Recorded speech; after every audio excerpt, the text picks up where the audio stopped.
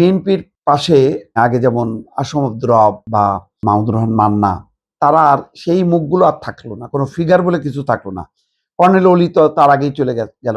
প্রথমে কর্নেল অলি, তারপরে আসম আব্দুর রব, তারপর হচ্ছে মাহমুদুর রহমান মান্না। তো কর্নেল অলি আরো বিপজ্জনক অবস্থানে চলে গেল, একেবারে ইউটার্ন করে পুরো জামাতের জোটে চলে গেল।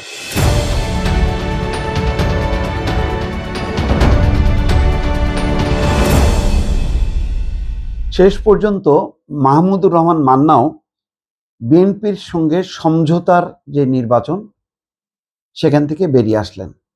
তিনি এককভাবে নির্বাচন করবেন এবং বলছেন যে 11 আসনে এককভাবে নির্বাচন করবে তার দল, নাগরিক ঐক্য। এর মূল কারণ হচ্ছে আসন নিয়ে জটিলতা। বগুড়া 2, পুরো বগুড়াই হচ্ছে বলা হয় যে বিএনপির ঘাঁটি। তো সেখানে ধানের শীষ প্রতীক দেওয়া হয়েছে শাহে আলমকে, এবং শেষ মুহূর্তে তা প্রত্যাহার না করা এই বিভক্তির সৃষ্টি হয়। তার আগে মাহমুদুর রহমান মান্না দফায় দফায় ঋণ খেলাপির দায়ে মানে তার নমিনেশন বাতিল করা হয়। পরে হাইকোর্ট, সুপ্রিম কোর্ট থেকে বোধহয় সম্মত তিনি আবার তার প্রার্থিতা ফিরে পান।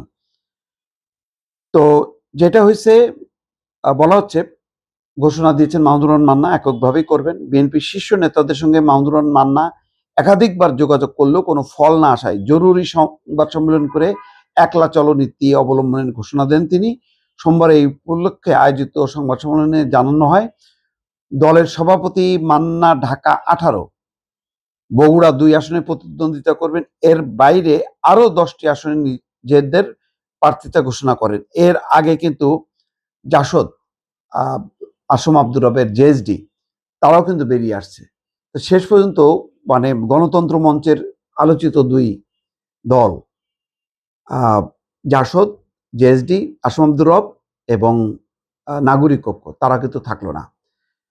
মোট কথা, ওই অর্থে আর মানে গণ অধিকার পরিষদের 2টি দল ছাড়া আর তেমন মানে যুগপথ বা সমঝোতা যে নির্বাচনটা, সেটা হলো না। এখানে কতখানি ক্ষতিগ্রস্ত হবে বিএনপি, সেটা এখনই বলা যাবে না।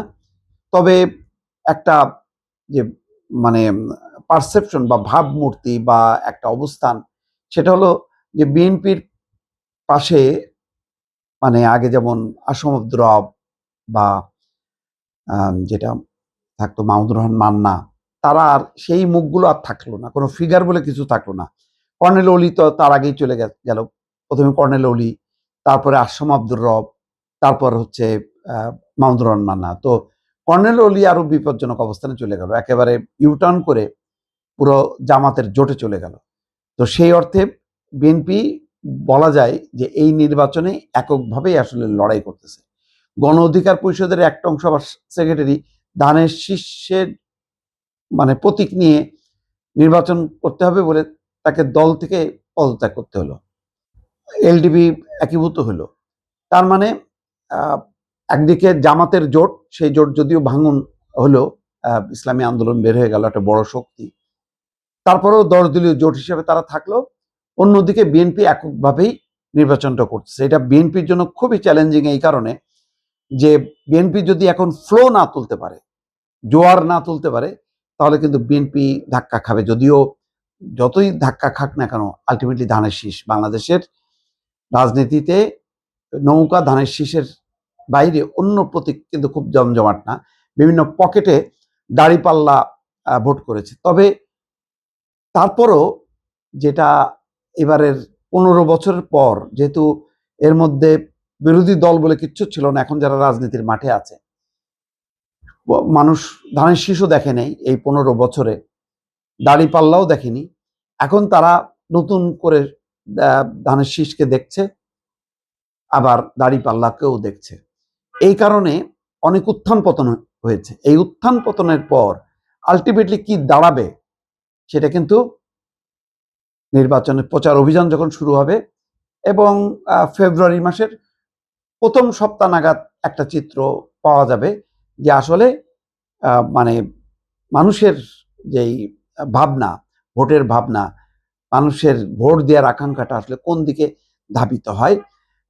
বিএনপির জোটও নাই, সমঝোতাও আসলে ওই অর্থে আর থাকলো না, কারণ কর্নেল অলি নাই, আসম আব্দুর রব নাই, মাহমুদুর রহমান মান্না নাই, বড় বড় ফিগারগুলো যখন নাই, যদিও তাদের এককভাবে নির্বাচন করে জিতে আসার সম্ভাবনাটা তেমন নেই বলে অনেকে মনে করেন। তারপরেও জোটের স্বার্থে বা সমঝোতার স্বার্থে আরো কিছু ত্যাগ করলে ভালো হতো, কিন্তু সেটা না করে যে রাজনৈতিক চ্যালেঞ্জটা নিল, সেই চ্যালেঞ্জের পর কি দাঁড়াবে, ভোটের মাঠের চিত্র কি দাঁড়াবে, সেটার জন্য আরো কিছুদিন অপেক্ষা করতে হবে দর্শক।